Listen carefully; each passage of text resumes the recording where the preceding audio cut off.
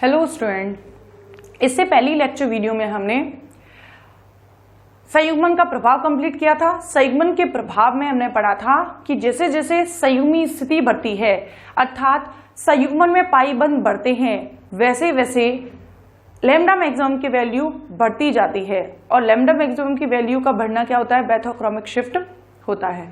इसे हमने एक एक्सप्लेनेशन 1,3-ब्यूटाडाइन के आधार पर भी समझ लिया था। इसके बाद हम नेक्स्ट टॉपिक स्टार्ट करते हैं 1,3-ब्यूटाडाइन में लैम्डा मैक्सिमम के मान की गणना, अर्थात लैम्डा मैक्सिमम की वैल्यू में कितना परिवर्तन होता है अगर उसमें हम कोई प्रतिस्थापी समूह जोड़ देते हैं।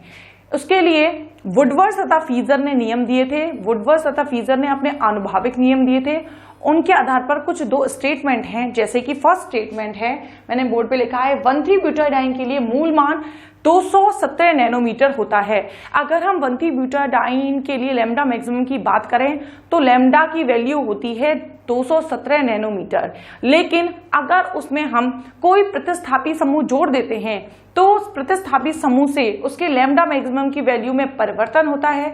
वो कितना परिवर्तन होता है उसे हम वुडवर्थ तथा फीजर के नियम के आधार पर ज्ञात कर सकते हैं, आइडेंटिफाई कर सकते हैं। जैसे फर्स्ट मैं लिखती हूं 1,3-ब्यूटाडाइन, ये है 1,3-ब्यूटाडाइन। इस 1,3-ब्यूटाडाइन के लिए मूल मान होता है 217 नैनोमीटर। अगर इस 1,3-ब्यूटाडाइन में अगर इस 1,3-ब्यूटाडाइन में हमने कोई एल्किल प्रतिस्थापी जोड़ दिया या हाइड्रोजन का प्रतिस्थापन किसी एल्किल समूह से कर दिया तो उसके लैम्डा मैक्सिमम की वैल्यू परिवर्तित हो जाती है, मतलब 217 नैनोमीटर से बढ़ जाती है और लैम्डा मैक्सिमम की वैल्यू का बढ़ना क्या होता है, बैथोक्रोमिक शिफ्ट होता है। कितनी वैल्यू परिवर्तित होती है उसे हम इस नियम के आधार पर ज्ञात करते हैं, वो देखते हैं। इसमें अगर एक एग्जांपल लें CH2 CH3 CH CH3 CH double bond CH2, ठीक है। सबसे पहले हमें क्या करना पड़ता है, देखना पड़ता है 1,3-ब्यूटाडाइन अर्थात जो 1,3-ब्यूटाडाइन की मेन स्ट्रक्चर है वो कहाँ है। अगर हम देखें इस कार्बन से ये कार्बन 1 डबल बॉन्ड, अगर मैं इसको मेन चेन मान लूं तो 1 पर डबल बॉन्ड, 3 पर डबल बॉन्ड, 1 2 3 4 4 कार्बन, तो क्या है 1,3-ब्यूटाडाइन है। मतलब इसके लिए मूल मान कितना हो जाएगा, मूल मान बराबर हो जाएगा 217 नैनोमीटर। अब हमने क्या किया है, वुडवर्थ तथा फीजर ने बताया कि अगर मोल्डाइन से प्रत्येक एल्किल समूह, अगर मोल्डाइन में एल्किल समूह को हम ऐड कर दें तो उसमें 5 नैनोमीटर की वृद्धि हो जाती है। अगर हम यहां देखें तो कितने एल्किल समूह, इस कार्बन से एक और इस कार्बन से एक एल्किल समूह, मतलब 2 एल्किल समूह जुड़े हुए हैं, तो हम लिखेंगे 2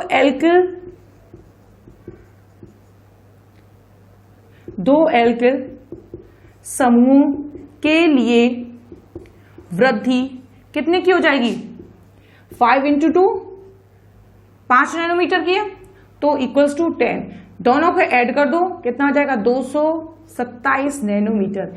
अगर हम 1,3-ब्यूटाडाइन में अगर 2 एल्किल समूहों को ऐड कर देते हैं तो उसके लैम्डा मैक्सिमम में वृद्धि कितने की हो जाती है, 10 की, मतलब 217 से वैल्यू क्या हो जाती है 227 नैनोमीटर।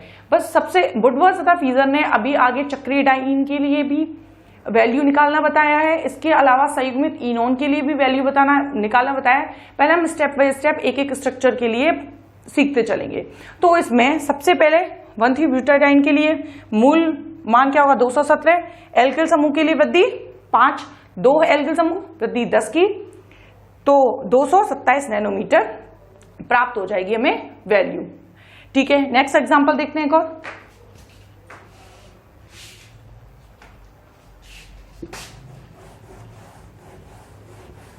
आपको सबसे पहले सिर्फ 1,3-ब्यूटाडाइन को ढूंढना है। एक एग्जांपल लिखते हैं,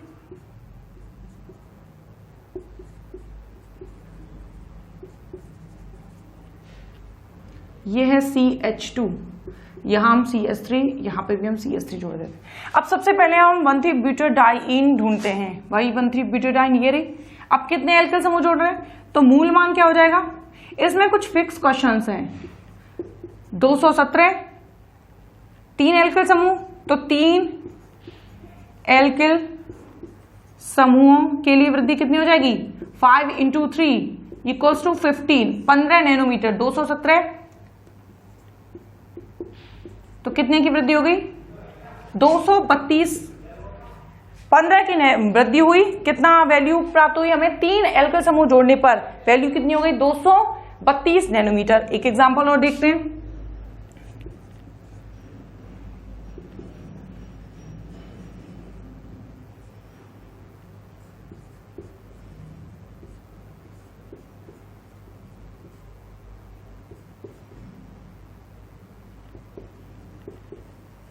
ये लास्ट क्वेश्चन करेंगे हम। अब इसमें देखेंगे 1,3-ब्यूटाडाइन, 1 पे हमने इसको माना है 1,3-ब्यूटाडाइन। चेक करते हैं क्या, 1 पे डबल बॉन्ड, 3 पे डबल बॉन्ड, 1 2 3, 3 पे डबल बॉन्ड, तो 1 3 1 2 3 4, 4 कार्बन, ब्यूटाडाइन, 2 ईन है, 1,3-ब्यूटाडाइन। अब हम देखेंगे मूल मान क्या हो जाएगा, वही रखना है। मूल मान कितना होगा, ये आपके नोट्स में कंप्लीटली लिखे हुए हैं रूल्स। नेक्स्ट, मूल मान कितना हो गया, कितने एल्किल समूह, 1 2 3 4 5 6, 6 एल्किल समूहों के लिए वृद्धि कितने की हो गई, 6 इंटू 6 गुणा 5 कितने हो गई, 30 नैनोमीटर की वृद्धि। कितनी वैल्यू हो जाएगी, 742 नैनोमीटर। तो इसके आधार पर हम लैम्डा मैक्सिमम की वैल्यू को ज्ञात कर सकते हैं। अभी मैंने सिर्फ ये सिखाया है कि आपको 1,3-ब्यूटाडाइन में कैसे लैम्डा मैक्सिमम की वैल्यू ज्ञात करनी है, और आपको ये भी दिखाई दे रहा है कि 217 से वैल्यू बढ़ रही है, मतलब कौन सा शिफ्ट हो रहा है, आपको याद रखना है जब लैम्डा मैक्सिमम की वैल्यू बढ़ती है तो बैथोक्रोमिक शिफ्ट होता है। इसके बाद हम नेक्स्ट स्टार्ट करते हैं। एक छोटा सा टॉपिक है 1,3-ब्यूटाडाइन के ग्रुप।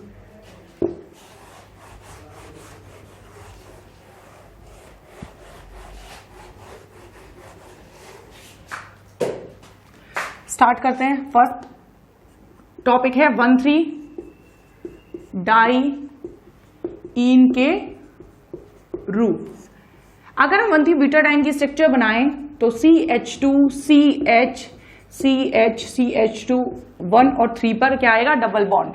अगर हम इसमें इसके रूप देखें तो ये 1,3-ब्यूटाडाइन 2 रूपों में पाया जाता है, 2 रूपों में पाया जाता है। कौन कौन से रूप है, फर्स्ट है सिस रूप और दूसरा है ट्रांस रूप, सिस फॉर्म और ट्रांसफॉर्म। अब हम देखेंगे सिस फॉर्म कौन सी होती है और ट्रांसफॉर्म।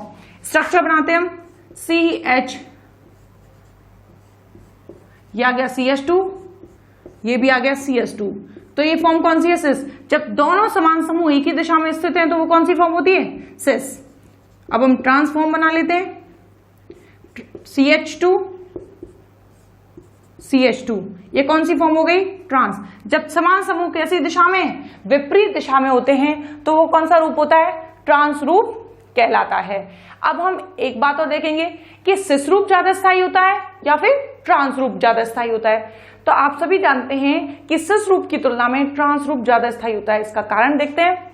इसका कारण यह है कि सिस रूप में समान समूह एक ही दिशा में अवस्थित होते हैं, जबकि ट्रांस रूप में समान समूह कैसी दिशा में, विपरीत दिशा में। ये दोनों एक ही दिशा में, ये दोनों विपरीत दिशा में उपस्थित है। जब समान समूह एक ही दिशा में उपस्थित होते हैं तो वहां परस्पर त्रिविम बाधा, स्टेरिक हिंड्रेंस, त्रिविम बाधा कार्य करती है, और त्रिविम बाधा कार्य करने से परस्पर प्रतिकर्षण बल लगता है, और प्रतिकर्षण लगने से जो अणु होता है वो अस्थायी होता है। प्रतिकर्षण लगेगा, एक दूसरे को दूर करने की कोशिश करेंगे, तोड़ने की कोशिश करेंगे, अर्थात कैसा हो जाता है, अस्थायी होता है। इसलिए सिस फॉर्म, क्योंकि समान समूह एक ही दिशा में परस्पर त्रिविम बाधा कार्य करेगी, जबकि इसमें विपरीत दिशा में, इसीलिए त्रिविम बाधा कार्य नहीं करेगी और स्थायित्व। तो ये क्या है,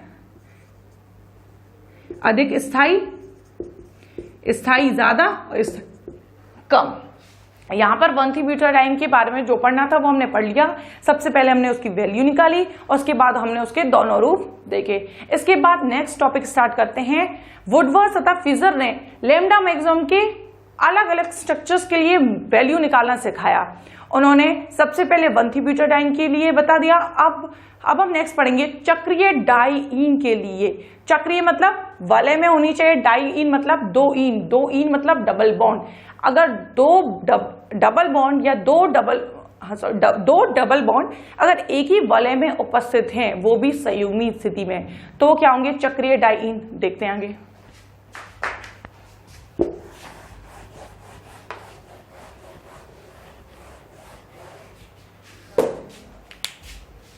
नेक्स्ट टॉपिक क्या है?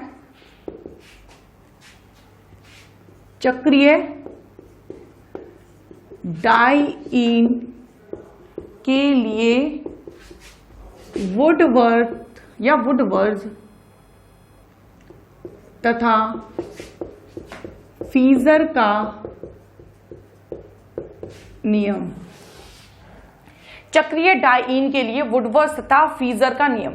अब मैं पहले लिखती हूं, इसके कुछ रूल्स हैं, नियम है। नियम में क्या बताया है? वैल्यूज, किसकी वैल्यू कितनी होती है। फिर उसके बाद देखेंगे इसमें कौन कौन से इंपॉर्टेंट पॉइंट हैं, उनको हम समझते हैं। सबसे पहले मैं टेबल फॉर्म कर देती हूँ, टेबल बनाती हूँ, तो देखते हैं।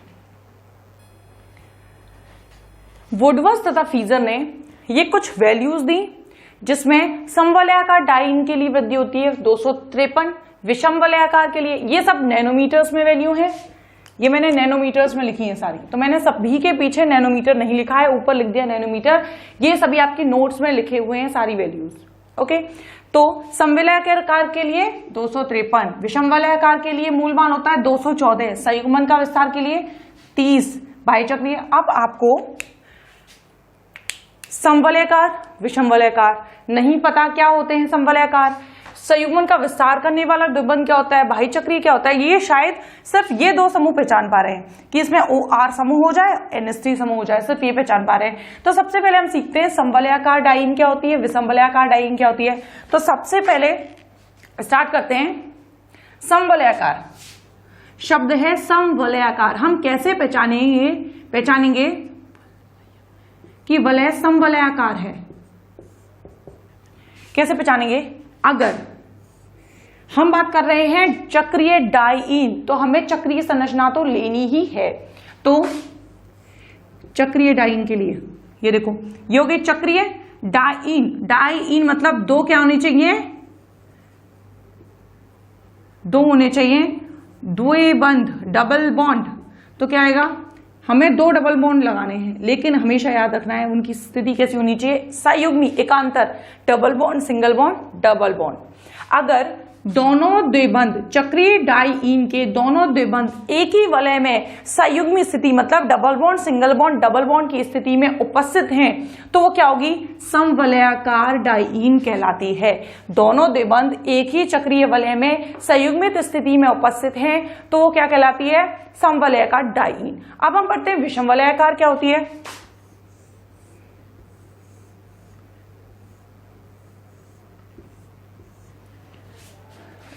चक्रीय संरचना के अंदर दो डबल बॉन्ड होने चाहिए। समवलय में दोनों डबल बॉन्ड एक ही वलय में होते हैं, जबकि विषम वलय में दोनों डबल बॉन्ड, एक डबल बॉन्ड एक में, दूसरा डबल बॉन्ड दूसरी वलय में, लेकिन होनी संयुग्मी स्थिति होनी चाहिए double bond, single bond, double bond. तो ये क्या, किसका उदाहरण हो गया? विषम वलयाकार। ये हो गया समवलयाकार डाइईन। ये कौन सी हो गई? विषम वलयाकार डाइईन। तो आप आसानी से पहचान सकते हैं कि अगर दोनों डबल बॉन्ड एक ही वलय में उपस्थित हैं तो वो समवलय, और दोनों डबल बॉन्ड अलग अलग वलयों में उपस्थित हैं तो क्या हो जाती है? विषम वलयाकार कहलाती है। याद रखना है दोनों संयुग्मी स्थिति में होने चाहिए। ओके, अब हम नेक्स्ट समवलयाकार पहचानना सीख गए। अगर कहीं वलय समवलयाकार हो जाएगी तो वैल्यू क्या होगी? 253। विषम वलयाकार होगी तो वैल्यू होगी 214। अगर संयुग्मन, अब हम देखते हैं संयुग्मन का विस्तार करने वाला द्विबंध क्या होता है। तो हम एग्जांपल लेते हैं।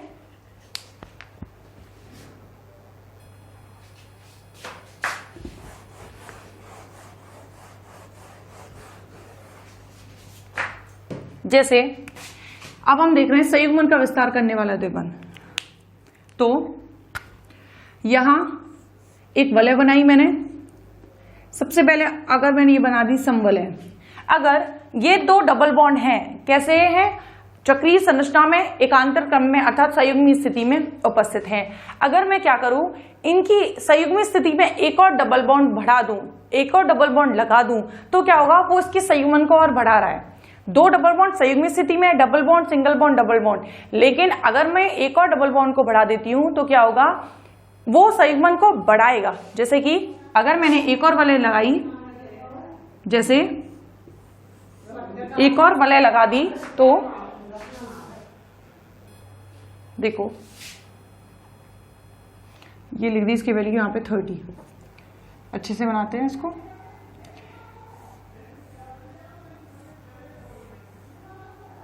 ये हो गया। अगर मेरे को इसके संयुग्मन को बढ़ाना है तो मैं क्या करूं, इसके double bond, single bond, double bond, तो सिंगल बॉन्ड, डबल बॉन्ड, अगर मैं यहां डबल बॉन्ड लगा दूं तो वो उसके संयुग्मन को बढ़ाएगा। अगर मैं इसको यहां डबल बॉन्ड बना दूं तो उसके संयुग्मन को बढ़ाएगा। अगर मैं क्या करूं, एक वाले यहां बना दूं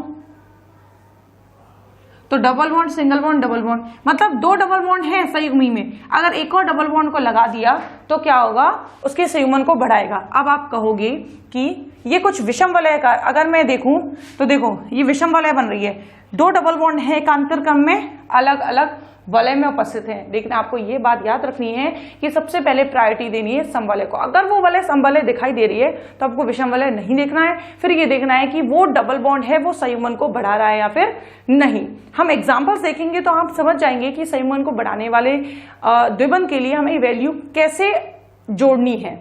तो आप ये देखेंगे कि ये डबल बॉन्ड, दो डबल बॉन्ड संयुग्मी में, अगर सिंगल बॉन्ड, डबल बॉन्ड, ये भी संयुग्मन को बढ़ाएगा, ये भी संयुग्मन को बढ़ाएगा। तो ऐसे मैं एग्जांपल्स कराऊंगी जिससे आसानी से, वो एग्जांपल्स के आधार पर आप आसानी से समझ जाएंगे कि वैल्यू हमें निकालनी कैसे है। तो आप समझ गए संयुग्मन का विस्तार मतलब संयुग्मन को कौन बढ़ाएगा। तो संयुग्मन का विस्तार करने वाला द्विबंध के लिए हमें कितने की वृद्धि करनी है, 30। जहां पर भी दिखे 30 ऐड कर दो। ओके, अब नेक्स्ट देखते हैं भारी चक्रीय द्विबंध। तो बाहरी चक्रीय द्विबंध देखें, इसी में देखते हैं। अगर हम चेक करें इसमें भारी चक्रीय द्विबंध है या नहीं तो कैसे पता, हमें क्या करना है, एक वलय के सापेक्ष, जैसे हमने ये वलय देखनी है, इस वलय के सापेक्ष देखना है, तो इस वलय के सापेक्ष, इस वलय से ये वलय जुड़ी है तो इसके दो कोने देखो, देखो जैसे पहले मैं इसे अच्छे से बना देती हूं। देखो ये वलय है, हमें जिस वलय के सापेक्ष देखना है उसको छुपा लो आप। फिर क्या करोगे, इसके सापेक्ष इसके कोनों को देखो जहां से वलय दूसरी जुड़े हुए। अगर इस कोने पर कोई डबल बॉन्ड दिखाई दे, यहां कोई डबल बॉन्ड है नहीं है, तो यहां कोई भाई चक्रीय, लेकिन इस कोने पर एक डबल बॉन्ड है, तो भाई चक्रीय द्विबंध ये है। ये क्या है, बाहरी चक्रीय द्विबंध। अगर किसी वलय के सापेक्ष उसके कोनों पर जब दूसरी वलय जोड़ी होती है तो उसके कोनों पर अगर कोई द्विबंध मिल जाता है, वो क्या हो जाता है, बाहरी चक्रीय द्विबंध। इस वलय के सापेक्ष देखते हैं, इस वलय को छुपा लो पहले इस वलय के सापेक्ष इस कोने पर ये वलय जुड़ी है, तो यहाँ डबल बॉन्ड, यहाँ कोई डबल बॉन्ड नहीं है, कोई डबल बॉन्ड नहीं जुड़ा हुआ। अब हम इस वलय के सापेक्ष दें, अब यहाँ इस वलय को छुपा लो, इस वलय के सापेक्ष यहाँ कोने और इस कोने पर देखो, एक कोना ये है, एक कोना ये है, यहाँ पर एक डबल बॉन्ड जुड़ा है, यहाँ नहीं जुड़ा हुआ, तो एक वलय भाई चक्रीय द्विबंध ये हो गया। ठीक है, भाई चक्रीय। अगर मैं इस वलय के सापेक्ष देखूं तो इस वलय के सापेक्ष इसके दो कोने देखो, बाहर की तरफ देखो, एक बाहरी चक्रीय। तो आपको कुछ नहीं करना है, जिस वलय के सापेक्ष आप देख रहे हो, हमें एक वलय जिसके सापेक्ष देखना है, उसके कोने से जब दूसरी वलय जोड़ रही होती है तो उसके कोनों पर देख लो कि कहीं डबल बॉन्ड तो नहीं है। अगर डबल बॉन्ड है तो 5 नैनोमीटर की वृद्धि, नहीं है तो कोई वृद्धि नहीं करनी है। इसके बाद ये हो गया भाई चक्रीय द्विबंध। अब है नेक्स्ट वलय अवशेष। अब हम पहचानना सीखेंगे वलय अवशेष क्या होता है, इसी एग्जाम्पल में देख लेते हैं। चलो पहले मैं इसको अच्छे से लिख देती हूँ।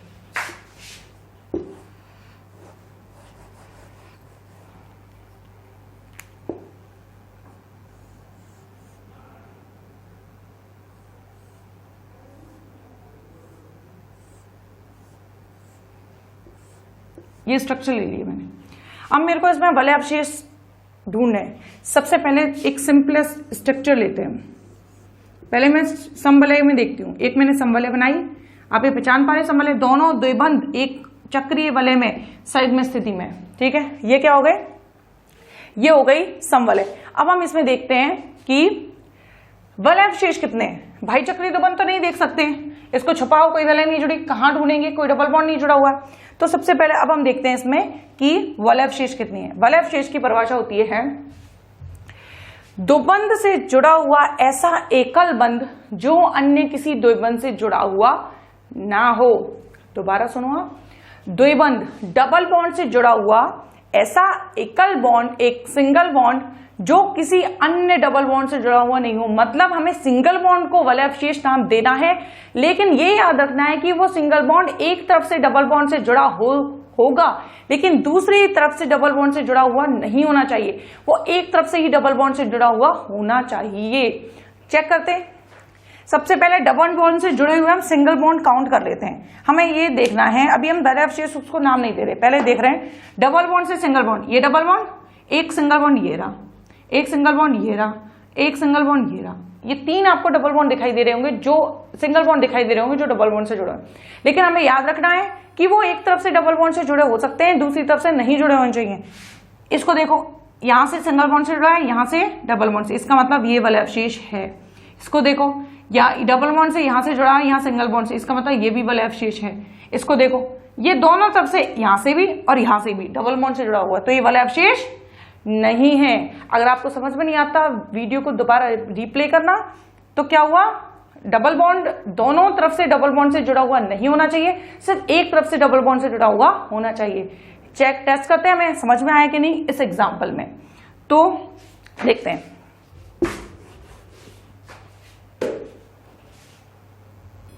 अब हमें इस एग्जांपल में वलय अवशेष ढूंढने हैं। सबसे पहले क्या करेंगे, हमें डबल बॉन्ड से जुड़े हुए एकल बॉन्ड देखने हैं।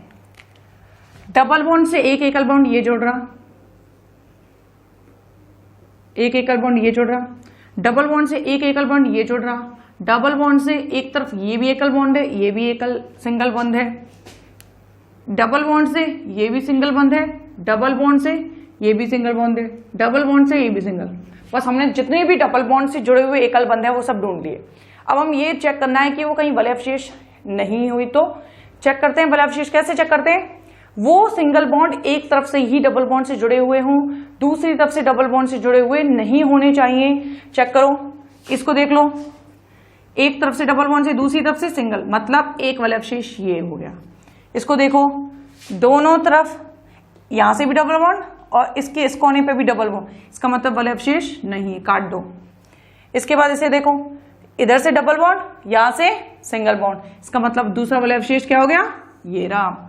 इससे देखो, ये सिंगल बॉन्ड, इसका एक सिरा यहाँ पे भी डबल बॉन्ड, ये सिरा यहाँ डबल बॉन्ड, ये भी नहीं है। इसको चेक करो, इसके इधर भी डबल बॉन्ड, इसके इधर भी डबल बॉन्ड, तो ये भी वलय अवशेष नहीं है। इसको देखो, डबल बॉन्ड यहाँ पे, इसका मतलब ये है क्योंकि ये एक तरफ यहाँ डबल बॉन्ड से जुड़ा हुआ है इस कोने पे, लेकिन यहाँ इस कोने पे डबल बॉन्ड से नहीं, तो तीसरा ये रहा। और इसको देखो, इसमें ये डबल बॉन्ड से जुड़ा हुआ है एक तरफ से, इधर से सिंगल बॉन्ड, तो 4। तो इसमें क्या हो गए, 4 वलय अवशेष हमें प्राप्त हो गए। तो आपको मैं परिभाषा दोबारा से रिमाइंड करवाती हूं।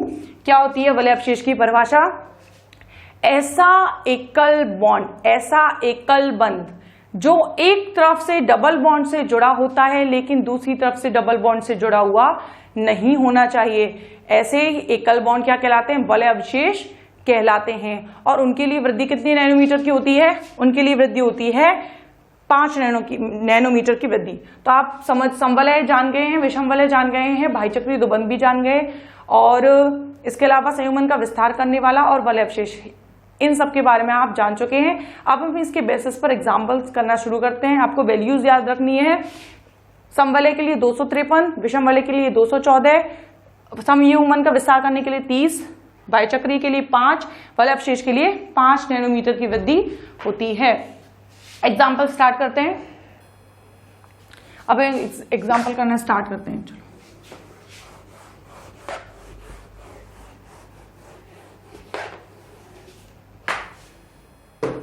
सबसे पहला एग्जाम्पल लेते हैं हम, सबसे सिंपलेस्ट इन सभी क्वेश्चंस में ये लिया हमने, ये। इसके लिए हमें लैम्डा मैक्सिमम के वैल्यू में कितनी की वृद्धि हुई है उसे आइडेंटिफाई करना है। सबसे पहले हम क्या देखेंगे, हमें सबसे पहले ये देखना है कि वलय समवलय है या फिर विषम वलय है। कैसे चेक करेंगे? अगर दोनों डबल बॉन्ड संयुग्मी स्थिति में एक ही वलय में स्थित हैं तो वो तो समवलय, अगर अलग अलग वलय में है तो विषम वलय। तो ये कैसी वलय? विषम वलय। तो विषम वलयाकार डाइन के लिए वृद्धि देखिए 214, विषम वलयाकार डाइन के लिए मूल मान बराबर कितना होगा? 214 नैनोमीटर। ठीक है, अब इसका काम खत्म। संयुग्मन का विस्तार करने वाला, अब ये दो डबल बॉन्ड है, तीसरा डबल बॉन्ड दिखाई दे रहा है? नहीं दिखाई दे रहा, तो इसका मतलब कोई संयुग्मन का विस्तार करने वाला द्विबंध है ही नहीं। ओके, नेक्स्ट देखो भाई चक्रीय द्विबंध। पहले इस वलय को छुपा लो, इस वलय के सापेक्ष इसके कोने पर एक डबल बॉन्ड, ये है एक। तो अब इस वलय को छुपा लो, इसके ये दो कोने, कोई डबल बॉन्ड है? नहीं है। इसका मतलब है क्या होगा? बाह्य चक्रीय द्विबंध के लिए वृद्धि कितनी की हो जाएगी? 5 नैनोमीटर प्लस 5, एक ही है सीने। इसके बाद देखो वलय अवशेष है क्या? वलय अवशेष देखो, सबसे पहले आपको कुछ नहीं करना है, डबल बॉन्ड से जितने भी सिंगल बॉन्ड जुड़े हुए हैं ढूंढ लो। डबल बॉन्ड से एक सिंगल बॉन्ड, डबल बॉन्ड से एक सिंगल बॉन्ड, ये रहा, एक ये रहा, एक ये रहा। चेक कर लो वलय अवशेष है क्या? एक तरफ से डबल बॉन्ड से जुड़े हुए हैं, दूसरी तरफ से डबल बॉन्ड से जुड़े नहीं होने चाहिए। इसमें ये एक वलय अवशेष, ये दोनों तरफ इस कोने पर इसके कोने पर डबल बॉन्ड से जुड़ा है तो ये नहीं है, ये दूसरा और ये तीसरा। 3 वलय अवशेष हैं, तो 3 वलय अवशेष के लिए वृद्धि, एक के लिए कितनी है? 5, 3 के लिए 15, तो प्लस कितने करेंगे? 5 × 3 = 15। सबको ऐड कर दो, 14, 3, तो कितनी वैल्यू हो गई? Lambda maximum. मतलब विषम वलयाकार डाइन के लिए जो ये स्ट्रक्चर है इसके लिए लैम्डा की वैल्यू कितनी आएगी? 234 नैनोमीटर। अब हम आसानी से प्राप्त कर सकते हैं, अगर हमें कोई स्ट्रक्चर दी हुई हो तो हम इन वैल्यूज के आधार पर लैम्डा मैक्सिमम की वैल्यू को ज्ञात कर सकते हैं। अब हम नेक्स्ट स्ट्रक्चर लेते हैं, एग्जांपल्स। कुछ एग्जांपल्स आपके नोट्स में लिखे हुए हैं, जो नहीं है वो आपको इस जो मैं आपको वीडियो लेक्चर में बता रही हूं उसमें से आपको नोट करने हैं। स्टार्ट करते हैं नेक्स्ट क्वेश्चन।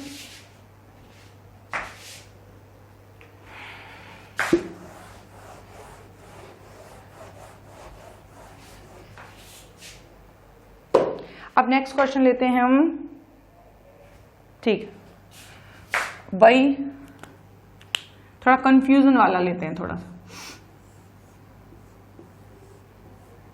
देखो, अब ये आपको एग्जाम्पल दिया हुआ है।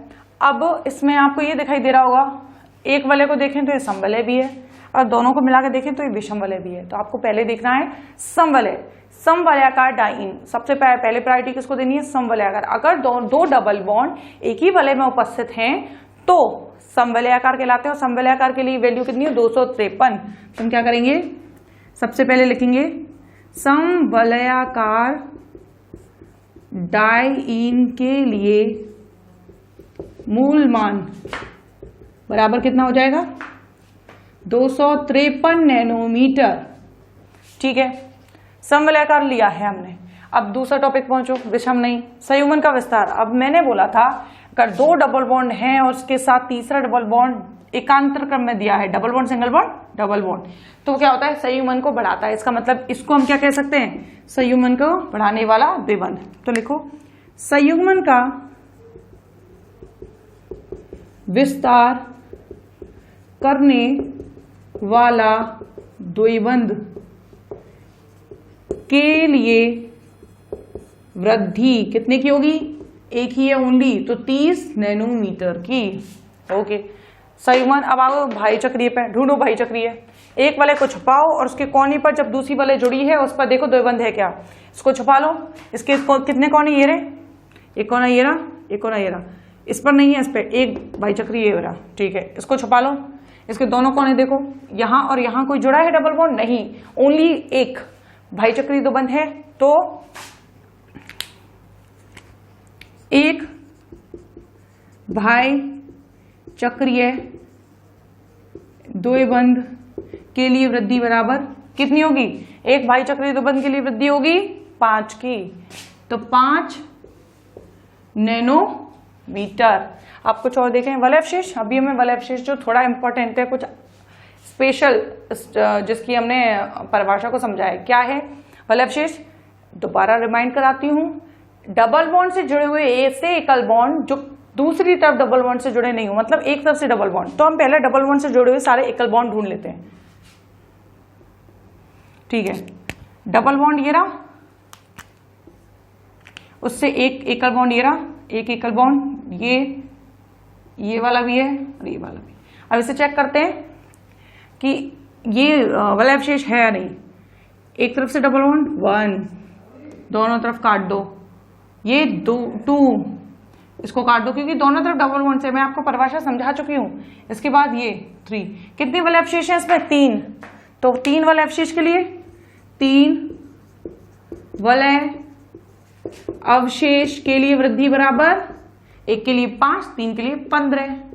सबको ऐड कर दो, 13, 1, 5, 8, 9, 10 की कितनी आ जाएगी वैल्यू?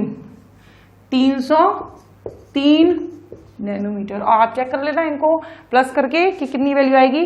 तो इसकी वैल्यू कितनी आ रही है? 303 नैनोमीटर। एक बार मैं चेक करती हूं, इनका ऐड सही है। कितनी वैल्यू आ जाएगी? 303 नैनोमीटर। तो इस तरह से हम लैम्डा मैक्सिमम की वैल्यू को ज्ञात कर सकते हैं।